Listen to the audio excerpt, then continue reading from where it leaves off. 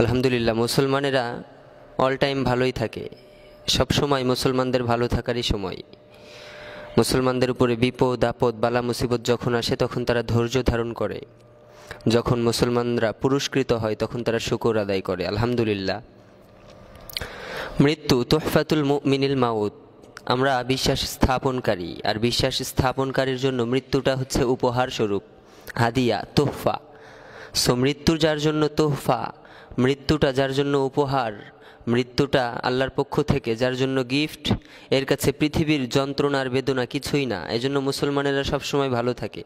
কিন্তু একটা জিনিস আমাদের মাথায় রাখতে হবে যে আমরা মুসলিম, আমাদের ভালো থেকেই ক্ষান্ত হওয়া যাবে না, ভালো রাখতে হবে। বিশ্বনবীর একটা সুন্নাহ হচ্ছে, বিশ্বনবী শুধু ভালো থাকতেন না, বিশ্বনবী ভালো রাখতেন। কোন কাজগুলো করলে আমাদের সমাজ ভালো থাকবে, কি করলে আমাদের ভাইরা ভালো থাকবে, এটা বিশ্বনবী বেশি করতেন। আল মুসলিমু মান সালিম আল মুসলিমুনা মিন লিসানিহি ওয়া ইয়াদিহি। এমন কোনো কাজ তুমি করো না যে কাজের দ্বারা তোমার অন্য ভাইয়ের ক্ষতি হয়। তোমার হাত দ্বারা, তোমার মুখ দ্বারা, তোমার কাজকর্মের দ্বারা যদি তোমার অপর ভাই নিরাপদে না থাকে, তবে মনে রেখো তুমি প্রকৃতপক্ষে মুসলমান নও। এজন্য মুসলমান হতে হলে আগে আমাদের ভাইগুলোকে আমাদের মুখ দ্বারা, আমাদের হাত দ্বারা হেফাজত করতে হবে। এজন্য সম্মানিত ভাইরা, আমাদের কাজ হচ্ছে আমরা ভালো থাকবো প্লাস আমাদের ভাইদেরকে ভালো রাখবো। রাজি আছেন তো ইনশাল্লাহ? আল্লাহ আমাদেরকে তৌফিক দান করুক। আমাদের জবান দ্বারা, আমাদের কৃতকর্মের দ্বারা, আমাদের হাত দ্বারা যেন আমাদের কোনো ভাই ব্যথা না পাই, কোনো ভাই যেন যন্ত্রণা না পাই, কোনো ভাই যেন কষ্ট না পাই। আল্লাহ তুমি তৌফিক দাও। সম্মানিত সুধী, আমি আপনাদের সামনে কুরবানি সংক্রান্ত একটি আয়াত পাঠ করেছি। পূর্ণাঙ্গ আয়াত আমি পড়ি নাই, একটি আয়াতের কিছু অংশ আপনাদের সামনে আমি তেলাওয়াত করেছি। আল্লাহ তাআলা যে আয়াতের মধ্যে বললেন, লা ইয়ানালাল্লাহা লুহুমুহা ওয়ালা দিমাউহা ওয়ালাকিন ইয়ানালুহুত তাকওয়া মিনকুম। হে আমার গোলামেরা, তোমরা যেই পশুটিকে আমি আল্লাহর সন্তুষ্টির জন্য, আমি আল্লাহর আনুগত্য করে যে পশুটিকে তোমরা কুরবানি করো, যেই পশুটিকে জবাই করো, এই পশুটার রক্ত, এই পশুর মাংস, হাড়গুড় কিছুই আমি আল্লাহর কাছে আসে না। তবে যে তাকওয়া নিয়ে তোমাদের কলবের ভিতর, তোমাদের অন্তরের ভিতরে আমি আল্লাহর জন্য যে তাকওয়া আছে, আমি আল্লাহর প্রতি যে বিশ্বাস আছে, কুরবানি কবুল হওয়ার পূর্বেই অন্তরের তাকওয়াটা আমি আল্লাহর কাছে পৌঁছে যাই। সুবহানাল্লাহ। এজন্য আমরা যেন লোক দেখানো কুরবানি না করি। ইন্না সলাতি ওয়া নুসুকি ওয়া মাহইয়ায়া ওয়া মামাতি লিল্লাহি রাব্বিল আলামিন। খবরদার, নবী আপনার উম্মতদেরকে জানিয়ে দিন তাদের মধ্যে যেন লৌকিকতা না থাকে, লোক দেখানো কোনো ইবাদত তারা যেন না করে। ইন্না সলাতি, তারা নামাজ পড়বে একজনের জন্য, ওয়া নুসুকি ওয়া মাহইয়ায়া, তারা বাঁচবে একজনের জন্য, ওয়া মামাতি, তারা মরবেও একজনের জন্য, লিল্লাহি রাব্বিল আলামিন, সে একজন হচ্ছে আল্লাহ। এজন্য আল্লাহর জন্য আমাদের প্রতিটা কাজ হওয়া চাই। আল্লাহর জন্য আমাদের নামাজগুলো যেন হয়, আল্লাহর জন্য যেন আমাদের কুরবানিগুলো হয়, আল্লাহর জন্য যেন আমাদের বেঁচে থাকা হয়, প্লাস আল্লাহর জন্য যেন আমাদের মৃত্যুবরণ করাটা হয়। তাহলে আমাদের জীবন সফল, আমরা কামিয়াব। এজন্য সম্মানিত ভাইরা, লোক দেখানো কোনো আমল যেন আমরা না করি। বিশ্বনবীকে আল্লাহ বললেন যে লোক দেখানো যারা আমল করবে এরা শিরক করে, আর যারা শিরক করে আল্লাহর সাথে তাদের দিদার মিলবে না, আল্লাহর দিদার তারা পাবে না। জান্নাতের মধ্যে আল্লাহ তাআলা তার গোলামের সাথে দেখা করবেন, আল্লাহর দর্শন মিলবে সালেহ বান্দাগুলোর সাথে, আবেদ বান্দাগুলোর সাথে, মুত্তাকি, পরহেজগার, ক্ষুধাভীরু, আল্লাহভীতু যারা গোলাম, তাদের সাথে আল্লাহ তাআলা দেখা করবেন। আল্লাহ বললেন, মান কানা ইয়ারজু লিকা রাব্বিহি ফালইয়ামাল আমালান সলিহা ওয়ালা ইউশরিক বিইবাদাতি রাব্বিহি আহাদা। আমি আল্লাহর সাথে যারা দেখা করতে চাও, আমি আল্লাহর দিদার যারা পেতে চাও, তারা দুটি মাত্র কাজ করবে। এই দুটি কাজের বদৌলতে আমি আল্লাহ তোমাদের সাথে দেখা করব। সুবহানাল্লাহ পড়েন। জান্নাতের মধ্যে আল্লাহর দেখা মিলবে দুটি কাজ করলে। এক নম্বরে, মান কানা ইয়ারজু লিকা রাব্বিহি ফালইয়ামাল আমালান সলিহা, আমলে সলেহ, ভালো ভালো কাজ করতে হবে। ভালো কাজের মধ্যে নামাজ, রোজা, হজ, যাকাত, কুরবানি ইত্যাদি। ওয়ালা ইউশরিক বিইবাদাতি রাব্বিহি আহাদা, এক নম্বরে ভালো কাজ, উত্তম কাজ, আমলে সলেহ। দ্বিতীয় নম্বরে ওয়ালা ইউশরিক, খবরদার শিরিক করবা না। এই দুটো কাজ করলে দেখা করবে কে? আরও জোরে বলেন কে?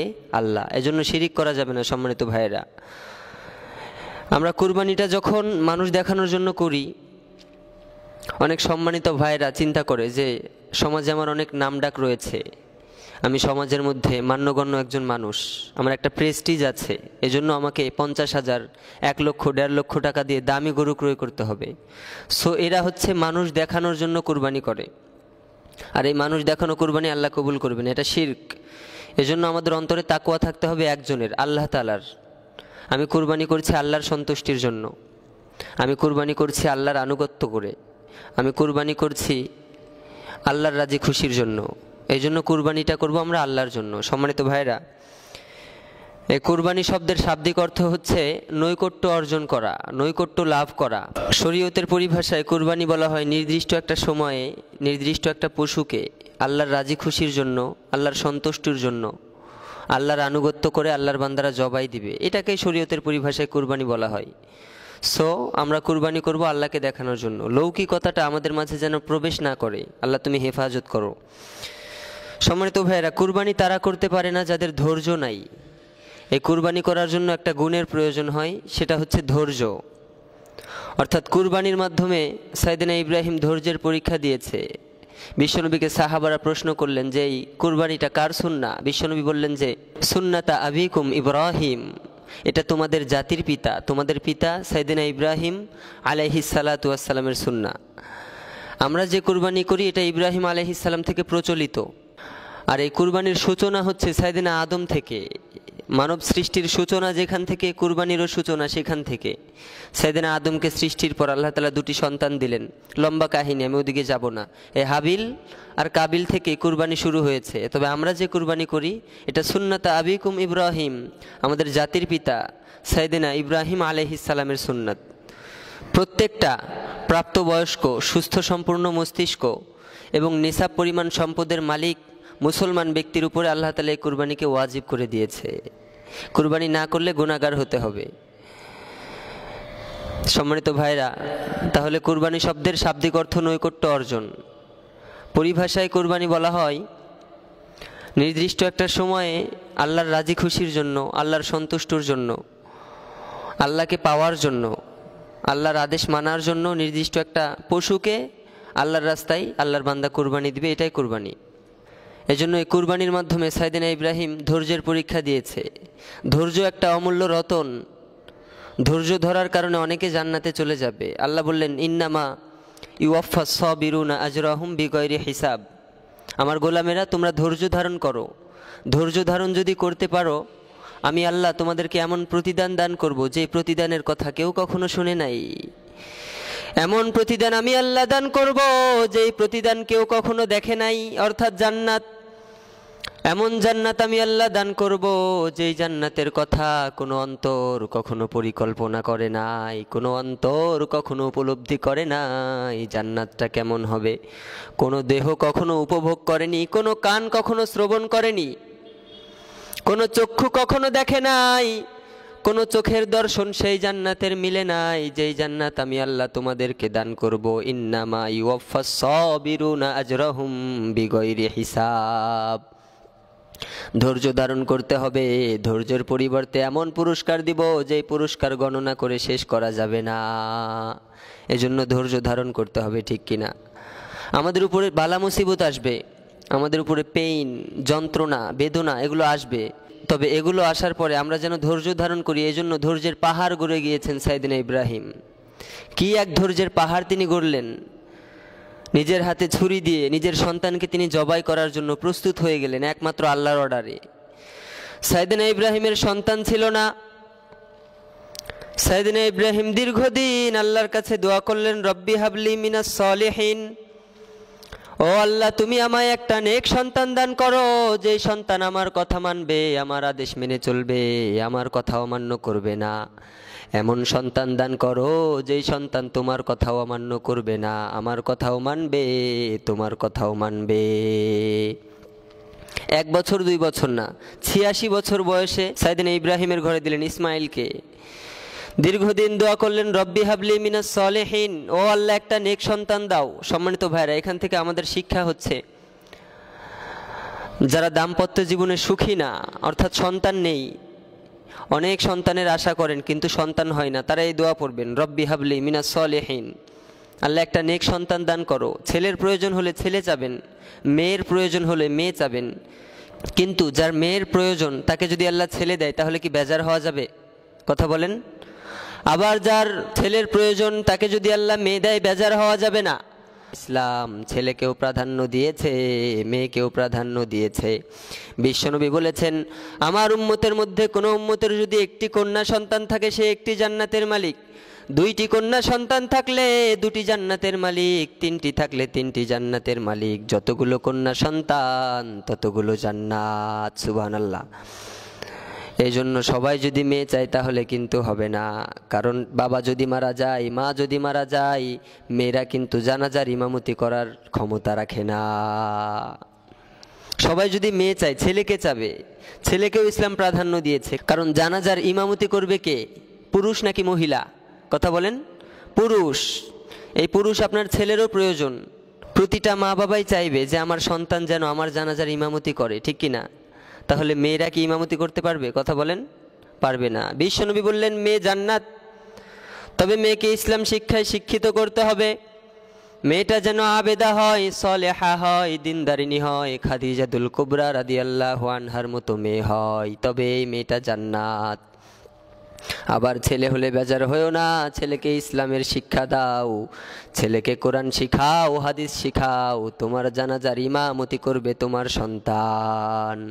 তোমার কবরের পাশে গিয়ে সন্তান পড়বে রব্বির হামহুমা কামা রব্বায়ানি সগীরা। এজন্য সম্মানিত ভাইয়েরা, ইব্রাহিম নবীর এখান থেকে আমাদের শিক্ষা, ছেলে হোক মেয়ে হোক যেটা আল্লাহ দিবে সেটা নিয়ে আমরা খুশি, ঠিক কিনা? আর ছেলে মেয়ে নেক সন্তান পাওয়ার জন্য দোয়া করব, রব্বি হাবলি মিনাস সলিহিন। আল্লাহ আমাদেরকে সহি সমাজ দান করুক। সাইয়েদনা ইব্রাহিম দীর্ঘদিন আল্লাহর কাছে দোয়া করলেন, রব্বি হাবলি মিনাস সলিহিন, ও আল্লাহ একটা নেক সন্তান দান করো, যেই সন্তান আমার কথাও অমান্য করবে না, আমার কথাও মানবে, তোমার কথাও মানবে, তোমার দাসত্ব করবে, তোমার গোলামি করবে। আল্লাহ বললেন, ফাবাশশারনাহু বিগুলামিন হালিম, আমি ইব্রাহিমের দোয়া কবুল করেছি, ইব্রাহিমকে একটা সন্তান দান করেছি যার নাম হচ্ছে ইসমাইল। এমন সন্তান আমি আল্লাহ দিয়েছি। বাবা সন্তানকে বলেছে, ও সন্তান, স্বপ্নের ভিতরে আমি দেখেছি তোমায় কুরবানি দিচ্ছি। সন্তান একটা উ শব্দ করে নাই, সঙ্গে সঙ্গে রাজি হয়ে গিয়েছে। ইব্রাহিম নবী কেমন ধৈর্য ধারণ করেছেন। কুরবানির উৎপত্তি যেখান থেকে শুরু, ছোট্টভাবে এই স্টোরিটা যদি আপনাদের সাথে আমি শেয়ার করি তাহলে বুঝবেন যে তার ধৈর্যটা ছিল কেমন, তার পরীক্ষা ছিল কত কঠিন। যেই বান্দা আল্লাহর যত কাছের তার পরীক্ষা কিন্তু তত কঠিন। মাইয়ুরিদিল্লাহ বিহি খায়রান ইউসিব মিন, আল্লাহ যাকে পছন্দ করে তাকে বালা মুসিবত দান করে, তাকে বেদনা দেয়, যন্ত্রণা দেয়, কষ্ট দেয়। আল্লাহ দিয়ে দেখে আমার গোলাম আমায় ভুলে যাচ্ছে নাকি আমায় তার অন্তরে রেখেছে। আল্লাহ সাইয়েদনা ইব্রাহিম আলাইহিস সালামকে একটা সন্তান দান করলেন। দান করার বেশ কিছুদিন পর আল্লাহ অর্ডার করলেন, তোমার সন্তানকে মক্কার জমিনে জনমানবহীন স্থানে রেখে আসো। সাইয়েদনা ইব্রাহিম আলাইহিস সালাম মক্কার জমিনে সন্তান সহ হাজেরা আলাইহিস সালামকে নিয়ে চলে গেলেন। জনমানবহীন জায়গা, কোনো মানুষ নেই, মানুষবিহীন স্থান, একটা ফলের গাছও নেই, একটা খেজুর গাছও নেই। সেই স্থানে সাইয়েদনা ইব্রাহিম ইসমাইল সহ হাজেরাকে রেখে আসলেন। ছোট্ট শিশু তখন ইসমাইল। কোনো মানুষ নেই, কোনো কূপ নেই। আগে তো টিউবওয়েল ছিল না, টিউবওয়েল বা মোটর ছিল না, আগে ছিল কি? কূপ, যে কূপ থেকে মানুষ পানি তুলে পান করত। কোনো কূপ নেই মক্কার মরুভূমিতে, একটা খেজুর গাছও নেই, কোনো ফলের গাছ নাই, মানুষজন কেউ নাই। আল্লাহর অর্ডার, আল্লাহর আদেশ মানতেই হবে, কি করার। বুকের ভিতরে পাথর বেঁধে সাইয়েদনা ইব্রাহিম ইসমাইল সহ হাজেরা আলাইহিস সালামকে রেখে আসলেন। অনেক কষ্টের পর ধীরে ধীরে ইসমাইলের বাড়ন্ত বয়স, যুবক বয়সে পা দিবে। এমন সময় আল্লাহ অর্ডার করলেন, ও ইব্রাহিম, তোমার জীবনের সবচেয়ে প্রিয় বস্তুটি তুমি কুরবানি দাও। ইব্রাহিম নবী রাত্রের ভিতরে স্বপ্ন দেখলেন। নবীদের স্বপ্নটাও একটা ওহী, তাদের স্বপ্ন বাস্তব হয়। সাইয়েদনা ইব্রাহিম স্বপ্নের ভিতরে দেখলেন, আল্লাহ অর্ডার করলো, ও ইব্রাহিম, তোমার জীবনের সবচেয়ে প্রিয় জিনিসটি তুমি কুরবানি দাও। সাইয়েদনা ইব্রাহিম সকালবেলা উঠে 100 উট কুরবানি করলেন। পরের দিন আবার একই স্বপ্ন, ও ইব্রাহিম সবচেয়ে প্রিয় বস্তুটি কুরবানি দাও। সাইয়েদনা ইব্রাহিম আবার 100 উট কুরবানি করলেন। বেশ কিছুদিন এভাবে চলে গেল। এবার ইব্রাহিম নবী বুঝলেন আমার প্রিয় বস্তু 100 উট না, পৃথিবীর জমিনে সবচেয়ে গ্রহণযোগ্য, সবচেয়ে অগ্রগণ্য আমার কাছে হচ্ছে আমার সন্তান ইসমাইল। সবচাইতে প্রাধান্যপ্রাপ্ত হচ্ছে আমার সন্তান ইসমাইল। আল্লাহর পরে পৃথিবীতে আমি ইসমাইলকে বেশি ভালোবাসি। এই জন্য আমার আল্লাহ অন্য কিছু না, আমার সন্তান ইসমাইলকে জবাই করার অনুমতি দিয়েছে। 86 বছর বয়সে একটা সন্তান, কত সুন্দর সন্তান। আরবগঞ্জ যাকে ডাকতো বানু মা ইসামা, ফুটন্ত গোলাপের মতো চেহারা ইসমাইলের। এত সুন্দর চেহারা, আরবের মানুষেরা বলতো আকাশের বৃষ্টির সন্তান। কি সুন্দর ফুলের মতো চেহারা, যুবক বয়সে পা দিচ্ছে। এমন সময় ইব্রাহিম নবী রওনা করলেন সন্তানের কাছে। সন্তানের কাছে গিয়ে হাজেরাকে বললেন, হাজেরা জলদি করো, দেরি করিও না। আমার রব, আমার মুনিব, আমার রব্বে কারিম আমার সন্তান সহ আমায় দাওয়াত দিয়েছে, আমি আমার রবের দাওয়াত কবুল করেছি। বুকের ভিতরে পাথর বেঁধে স্ত্রীর কাছে শেয়ার করলেন না আমি কুরবানি দিব সন্তানকে। স্ত্রী কেঁদে দেবে, সহ্য করতে পারবে না, কারণ স্ত্রী কত কষ্ট করে লালন পালন করেছে এই সন্তানকে। আমি ছিলাম না, খরচ দেওয়ার মতো কেউ ছিল না, সে নিজেই কষ্ট করে লালন পালন করেছে। সাইয়েদনা ইব্রাহিম বললেন, সাজিয়ে দাও, গুজিয়ে দাও, গুছিয়ে দাও, সন্তানকে নিয়ে যাব রবের দাওয়াতে। হাজেরা সাজিয়ে গুজিয়ে দিচ্ছে, গুছিয়ে দিচ্ছে। এমন সময় ইবলিস এসে ওয়াসওয়াসা দেয়। যেখানে ধৈর্য ধারণ আছে সেখানে ইবলিসের ওয়াসওয়াসা আছে না নাই? আরও আস্তে কন আছে না নাই? মুমিন যত পাকাপুক্ত, ইবলিসের ওয়াসওয়াসা তত বেশি। ইবলিস এক বুজুর্গের রূপ ধারণ করে হাজেরার হিতাকাঙ্ক্ষী, শুভাকাঙ্ক্ষী হিসেবে চলে গিয়েছে হাজেরার কাছে। হাজেরার কাছে গিয়ে বলে, ও হাজেরা, ভালোই তো সাজিয়ে দিচ্ছ, গুজিয়ে দিচ্ছ, তুমি জানো নাকি ইসমাইলকে নিয়ে কই যাবে? হাজেরা বলে, না তো জানি না, শুনলাম রবের দাওয়াতে যাবে। কোথায় যাবে আপনি বলেন? ইবলিস কয়, তোমার সন্তান ইসমাইলকে নিয়ে তোমার স্বামী ইব্রাহিম যেখানে যাবে সেখানে গিয়ে তোমার সন্তানকে কুরবানি দিবে, জবাই করবে। হাজেরা বললেন, কেমন কথা শুনাইলেন এটা আপনি? নিজের বাবা কখনো সন্তানকে জবাই দিতে পারে নাকি? ইবলিস বললেন, তোমার স্বামী একটা পয়গম্বর, আর পয়গম্বরের পৃথিবীও যদি উল্টে যায় তবুও তাদের রবের কথা তারা অমান্য করে না। আল্লাহর পক্ষ থেকে অর্ডার এসেছে তোমার সন্তানকে যেন ইব্রাহিম কুরবানি দিয়ে দেয়। হাজেরা আলাইহিস সালাম হাস্যোজ্জ্বল চেহারা নিয়ে বললেন, আলহামদুলিল্লাহ, আমার সন্তান দীর্ঘ 86 বছর পর আমার সন্তানকে আল্লাহ দান করেছে ইব্রাহিমের ঘরে। এই সন্তানকে আল্লাহ দান করেছে, আমার আল্লাহ যদি আমার সন্তানকে কবুল করে, আমি হাজেরার কোনো অভিযোগ নেই, আমি হাজেরার কোনো অভিযোগ নেই, কোনো আপত্তি নেই, কোনো বিচার নেই। আলহামদুলিল্লাহ, আমার সন্তানকে আল্লাহ যদি কুরবানির অর্ডার দেয় আমি আমার স্বামীকে বাধা দেব না। ইবলিস ব্যর্থ হয়ে ঘুরে চলে যাচ্ছে। এবার ইব্রাহিম নবী ইসমাইলকে নিয়ে রওনা হলেন, কুরবানির স্থানে যাবেন। এমন সময় ইসমাইলের কাছে গিয়ে ইবলিস বলে, ও ইসমাইল, তুমি জানো নাকি তোমার পিতা তোমাকে কই নিয়ে যায়? ইসমাইল কয়, কই নিয়ে যায়? ইবলিস কয়, তোমায় জবাই দিবে, তোমায় কুরবানি করবে, কুরবানির স্থানে নিয়ে যাচ্ছে। ইসমাইল হেসে, মুচকি হেসে বললেন, কি কথা শুনাইলেন? আমার বাবা উনি পয়গম্বর, উনি কি আমায় জবাই দিতে পারবে নাকি? ইবলিস বললেন, আল্লাহর অর্ডার দিবে, অবশ্যই দিবে। ইসমাইল হাস্যোজ্জ্বল চেহারা নিয়ে আম্মাজানের মতো উত্তর দেয়, আমার জীবন দিয়েছে আমার আল্লাহ, আমার আল্লাহ যদি আমার জীবন কবুল করে, আমি ইসমাইলের এর চেয়ে বড় পাওয়ার কিছুই নাই। আমার আল্লাহ আমার জীবন কবুল করেছে, আমাকে কুরবানির অর্ডার করেছে, আলহামদুলিল্লাহ, আমার কোনো অভিযোগ নাই, বরং এটা আমার জীবনের সবচাইতে বড় পাওয়া। ইবলিস বিফল হলো, চলে গেল ব্যর্থ হয়ে। ইব্রাহিমকে অনেক কথা বলল, কিন্তু ইব্রাহিম নবীও তার কথা শুনে নাই।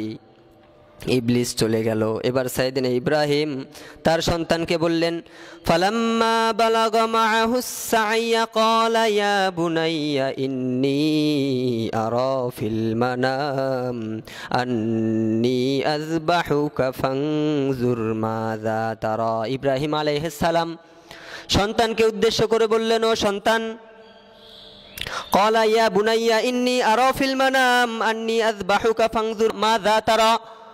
ও সন্তান, তুমি জানো নাকি তোমাকে এখানে কেন নিয়ে এসেছি? সন্তান বলে, কেন? ইব্রাহিম নবী বললেন, আমি স্বপ্নের ভিতরে দেখেছি আমার আল্লাহ, আমার রব, আমার রব্বুল ইজ্জা ওয়াল জালাল আমাকে অর্ডার করেছে। আমার আল্লাহ আমাকে বলেছে, ও ইব্রাহিম, তোমার জীবনের সবচেয়ে প্রিয় বস্তুটি কুরবানি দাও। আমি বুঝে গিয়েছি তোমায় কুরবানি করার হুকুম এসেছে। সাইয়েদনা ইসমাইল কোনো চিন্তা করলেন না, চিন্তা চেতনা ব্যতীতই তিনি জবাব দিলেন, ক্বালা ইয়া আবাতি ফাআল মা তু'মার সাতাজিদুনি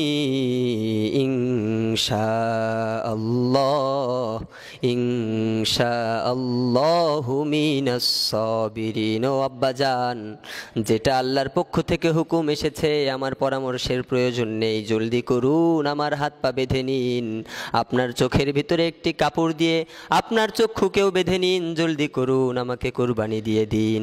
এর চেয়ে বড় পাওয়া আমি ইসমাইলের জীবনে আর কিছু হবে না। আলহামদুলিল্লাহ, কি সন্তানের ধৈর্য! রব্বি হাবলি মিনাস সলিহিন, এই দোয়ার বদৌলতে, এই দোয়ার বরকতে কি সন্তান আল্লাহ দান করেছেন।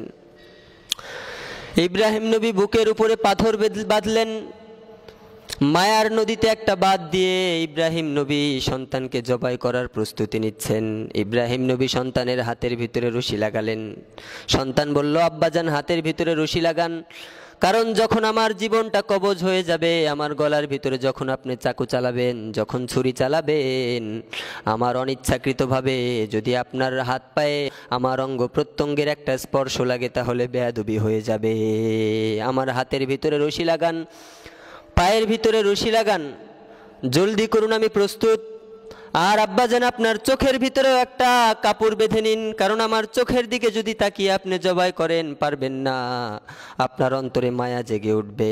সাইয়েদনা ইব্রাহিম সন্তানের কথা মতো সন্তানের হাতের ভিতরে রশি লাগালেন, পায়ের ভিতরে রশি লাগালেন, নিজের চক্ষু বাঁধছেন, অন্তরটা যেন ফেটে যায় কিন্তু মুখ ফাটে না।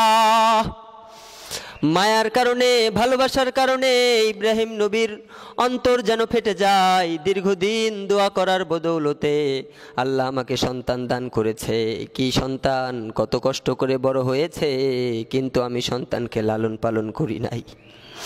আমার সন্তানকে এখন কুরবানি দিতে হবে, কিন্তু মুখে হাস্যোজ্জ্বল চেহারা প্রকাশ করে না আল্লাহর কাছে, কারণ অর্ডারটা কার? আরও জোরে বলেন, কার? আল্লাহর অর্ডার মানতেই হবে, কোনো উপায় নেই। সাইয়েদনা ইব্রাহিম আলাইহিস সালাম চোখের ভিতরে কাপড় বাঁধলেন, ইসমাইলের হাতের ভিতরে দড়ি বাঁধছেন, পায়ের ভিতরে রশি বাঁধছেন। আকাশের ভিতরে সহস্র ফেরেশতা আল্লাহর কাছে দোয়া করছে, আল্লাহ, এমন কোন মঙ্গলের জন্য, এর পিছনে এমন কি মঙ্গল আছে যার কারণে এমন করুণ দৃশ্য আমাদের চোখের সামনে তুমি ভেসে দিয়েছ। সবাই আল্লাহর কাছে আরজ করছে, আল্লাহ তুমি ইব্রাহিমকে থামাও। সব ফেরেশতাদের বুকটা যেন ফেটে যায়। আল্লাহ বলতে চায়, ও ফেরেশতারা, তোমরা সহ্য করতে পারো না, আমি আল্লাহও কিন্তু সহ্য করব না। আমার ইব্রাহিম, আমি ইব্রাহিমের সন্তানের মৃত্যু চাইনি, আমি ইব্রাহিমের সন্তানের কুরবানি চাইনি, আমি ইসমাইলের রক্ত চাইনি, আমি আল্লাহ চেয়েছি ইব্রাহিমের অন্তরে সন্তানের মায়া বেশি, সন্তানের ভালোবাসা বেশি, নাকি আমি আল্লাহর প্রেম বেশি। ইব্রাহিম নবী হাতের ভিতরে ছুরি নিয়ে চালালেন কয়েকবার। আল্লাহ ছুরিকে বললেন, ও ছুরি, খবরদার, একটা পশমও যেন না কাটে।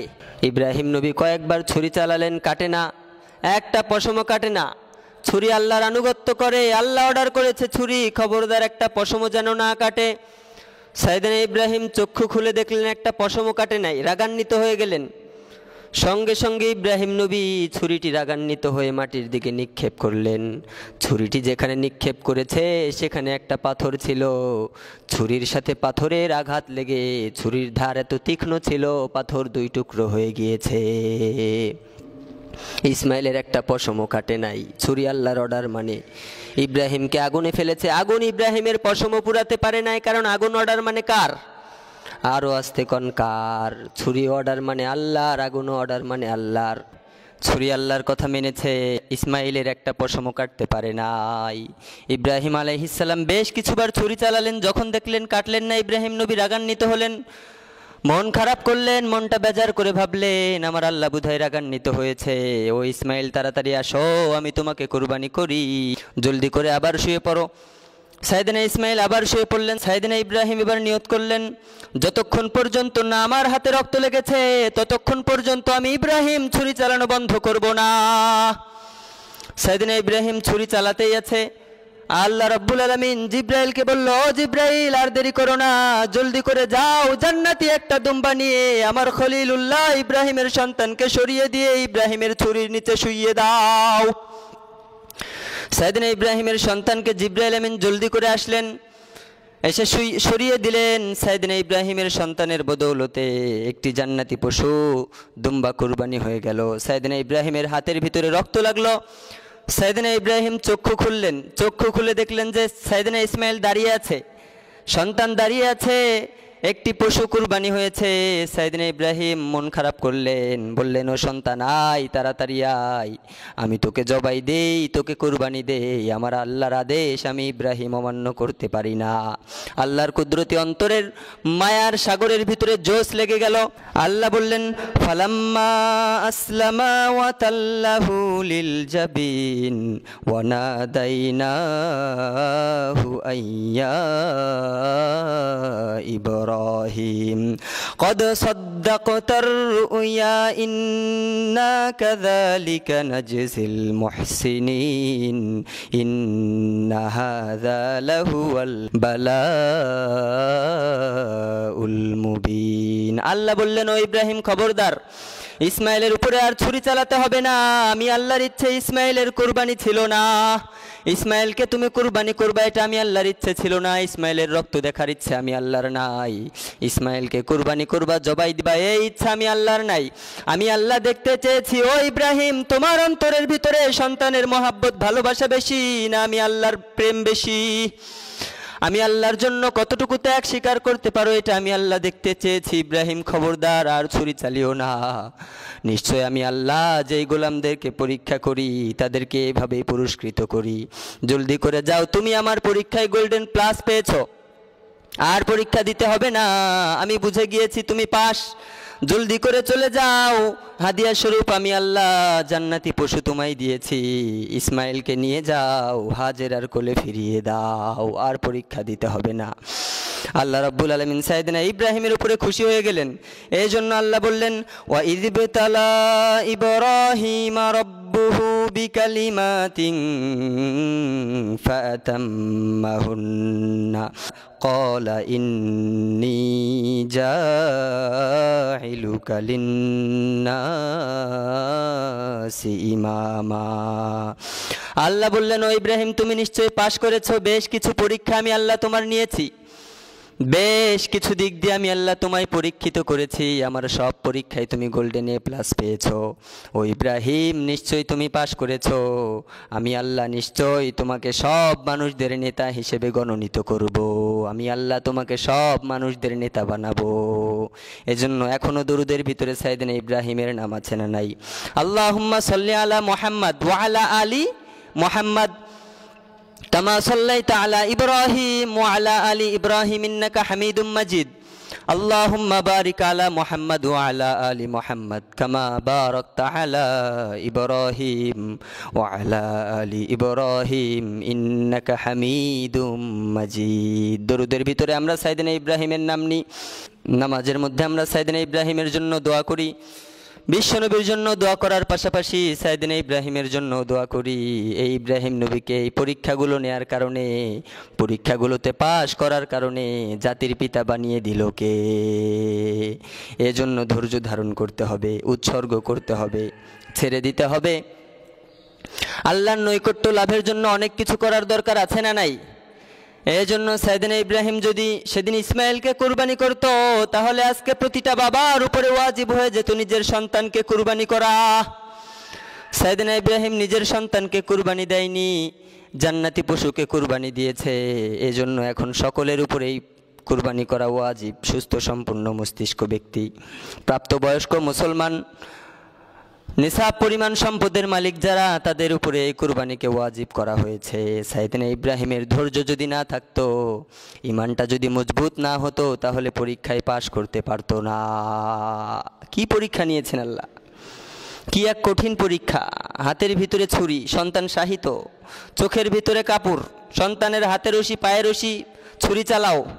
কতবার ছুরি চালিয়েছেন ইব্রাহিম আলাইহিস সালাম। কোরআনের মধ্যে সব কিছু আল্লাহ উল্লেখিত করেছে, সব কিছুকে লিপিবদ্ধ করেছে আল্লাহ কোরআনে, কিভাবে পরীক্ষা নিয়েছেন। এজন্য আমাদেরও পরীক্ষা আছে না নাই? যেখানেই পরীক্ষা সেখানেই শয়তানের ওয়াসওয়াসা আছে না নাই? যেখানেই পরীক্ষা সেখানেই ধৈর্য ধারণ করার দরকার আছে না নাই?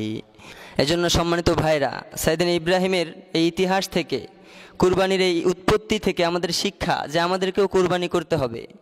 বছরে একটা গরু ক্রয় করলাম, ওই গরু কুরবানি দিলাম, মানুষকে বিলালাম, নিজে খাইলাম, আত্মীয় স্বজনকে দিলাম, এর নামই শুধু কুরবানি না। মুয়াজ্জিম সাহেব যখন ফজরের সময় মসজিদের মিনার থেকে আসসালাতু খায়রুম মিনান নাওমের আওয়াজ দিবে, ওই সময় আরামের ঘুমকে হারাম করে ফজরের নামাজে যাওয়া তোমার জন্য ওয়াজিব। আরামের ঘুমকে কুরবানি দেয়া তোমার জন্য ওয়াজিব। জহরে, আসরে, মাগরিবে, এশায় মুয়াজ্জিম যখন ডাকবে হাইয়া আলাস সালাহ, হাইয়া আলাল ফালাহ, ওই সময় সমস্ত কাজ কর্মকে কুরবানি করা তোমার জন্য ওয়াজিব। অন্তর চাবে মেয়ের দিকে তাকাই, কোনো বাজে মেয়ের দিকে না তাকিয়ে, বেগানা নারীর দিকে না তাকিয়ে চোখ দুটোকে নিচু করা তোমার জন্য ওয়াজিব। নিজের নফসকে কুরবানি করতে হবে, ত্যাগ করতে হবে নিজের ইচ্ছাকে, আল্লাহর ইচ্ছা মতো চলতে হবে, নিজেকে আল্লাহর জন্য বিলিয়ে দিতে হবে, নিজেকে আল্লাহর জন্য উৎসর্গ করে দিতে হবে। যত ইচ্ছা সব ইচ্ছাকে ত্যাগ করতে হবে কার জন্য? এরপরেই জান্নাত, ঠিক কিনা? এজন্য ধৈর্য ধারণ করতে হবে। যারা ধৈর্য ধারণ করেছে তারাই সফল কাম হয়েছে। সাইয়েদনা ইব্রাহিম ধৈর্য ধরেছে, তিনি জান্নাতি। বিশ্বনবী ধৈর্য ধরেছে, তিনিও জান্নাতি। সাইয়েদনা আবু বকর, ওমর, ওসমান, আলী ধৈর্য ধরেছে, তারাও জান্নাতের ভিতরে যাবে, ঠিক কিনা? এই জন্য ধৈর্য ধরার দরকার আছে না নাই? আল্লাহ আমাদের সকলকে ধৈর্যশীল ব্যক্তির অন্তর্ভুক্ত করুক। আরও জোরে কনা আমিন। সম্মানিত ভাইরা, এই কুরবানির ইতিহাস থেকে আমাদের শিক্ষা, আমরা যেন ত্যাগ করি, নিজের ইচ্ছাকে যেন আমরা প্রাধান্য না দিই। পৃথিবীর তুলনায় আখিরাত মুমিনের কাছে অগ্রগণ্য। এই পৃথিবীকে আমরা প্রাধান্য দেব না, প্রাধান্য দেব আখিরাতকে। আর দুনিয়া সিজনুল মুমিন ওয়া জান্নাতুল কাফির। যারা কাফের, যারা বেঈমান, যারা জাহান্নামী, যারা নাস্তিক, তারা মন চাই জিন্দেগি, যেটা মন সেটা করবে তারা। কিন্তু মুমিন কখনো নিজের ইচ্ছায় চলবে না, মুমিন ইচ্ছায় চলবে আল্লাহর। আল্লাহ যেটা বলেছে সেটা শুনবে, ঠিক কিনা? এজন্য আমরা যেন আল্লাহর রাজি খুশি অনুযায়ী চলি। আমরা যেন নিজের বাজে ইচ্ছাগুলোকে, নিজের খারাপ ইচ্ছেগুলোকে আমরা যেন কুরবানি করি। আল্লাহর জন্য যেন আমরা নিজেদেরকে বিলিয়ে দেই, আল্লাহর জন্য যেন আমরা উৎসর্গ করে দেই নিজেকে, আল্লাহর জন্য যেন আমরা ত্যাগ করি। আল্লাহ তুমি তৌফিক দাও। যে কথাগুলো বলেছি এবং শুনেছি, কোরআন থেকে বলেছি, হাদিস থেকে বলেছি, এরপরও কোরআন হাদিসের বাহিরে, কোরআন হাদিসে নেই এমন কোনো কথা যদি আমার মুখ থেকে বেরিয়ে যায়, কোনো অশালীন কথাবার্তা যদি আমার মুখ থেকে বেরিয়ে যায়, সেগুলো যেন আল্লাহ তাআলা আমাদের সকলের স্মৃতিপট থেকে মুছে ফেলে। আমরা সকলে পড়ছি আমিন। যেগুলো কোরআন থেকে বলেছি, হাদিস থেকে বলেছি, সুন্নাহ থেকে বলেছি, ইতিহাস থেকে বলেছি, সেগুলোর উপরে পরিপূর্ণভাবে আল্লাহ তাআলা আমাদের সকলকে আমল করার তৌফিক দান করুক। আমরা সকলে পড়ছি আমিন। সুবহানাকাল্লাহুম্মা ওয়া বিহামদিকা আশহাদু আল্লা ইলাহা ইল্লা আনতা আস্তাগফিরুকা ওয়া আতুবু ইলাইক। ওয়া মা তাওফীকি ইল্লা বিল্লাহ আলাইহি তাওয়াক্কালতু ওয়া ইলাইহি উনীব। আসসালামু আলাইকুম ওয়া রাহমাতুল্লাহি ওয়া বারাকাতুহু।